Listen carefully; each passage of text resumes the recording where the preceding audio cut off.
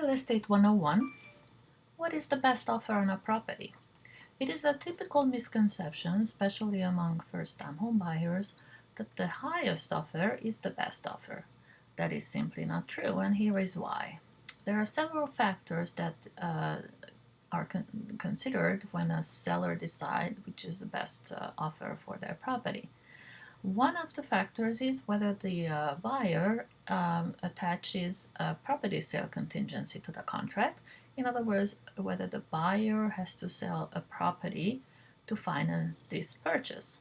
If that is the case, we are risking a domino effect. In other words, our purchase or our transaction depends on the strengths of our buyers' financing strengths. So you can see how that could be a risky transaction. If that transaction fails, ours fails, and we missed out on other buyers putting in offers on our property. The other factor is whether the purchase is a cash purchase or it's financed. Clearly, a cash purchase is less complicated, less risky, and much faster. Another factor is whether the buyer has the financing to finance the closing cost and the down payment, or whether the buyer requires seller's concessions. Clearly, the seller's concessions affect the seller's bottom line. Even if the net proceeds of two transactions are equal, a transaction that is includes a seller concession takes a higher risk.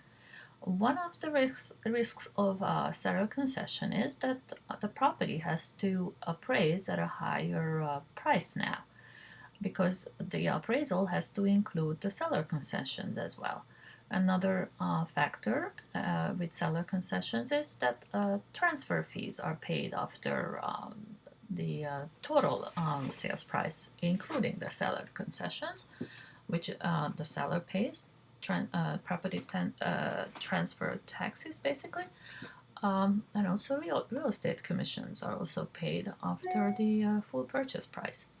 Another factor is how much down payment, earnest money deposit is the buyer bringing to the table.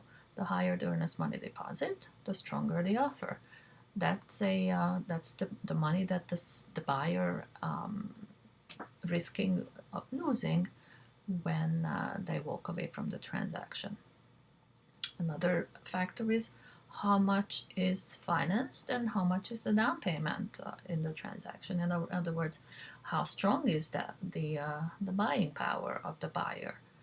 Another factor is what kind of financing is the buyer going to go for. Is it going to be a conventional financing or an FHA or perhaps a VA financing? An FHA financing requires much stricter inspections. A property has to pass an FHA inspection itself. So there's going to be a home inspection and an FHA inspection. For a conventional loan, a property can have certain repairs needed. The buyer and seller can agree on those repairs. Credit can be negotiated. For an FHA loan, the property has to be in a moving condition.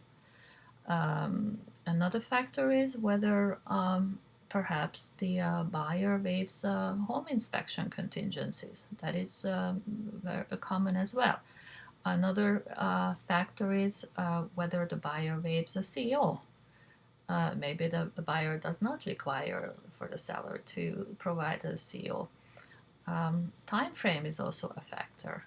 Is the buyer in a hurry to purchase? Does he have time? Is he in a jam? Is there a lease expiring? Is the seller motivated to close as soon as possible? Longer closings are not always better, or shorter closings are not always better. So time is always a factor, and all these factors are carefully negotiated between the seller and the buyer and their seasoned realtor.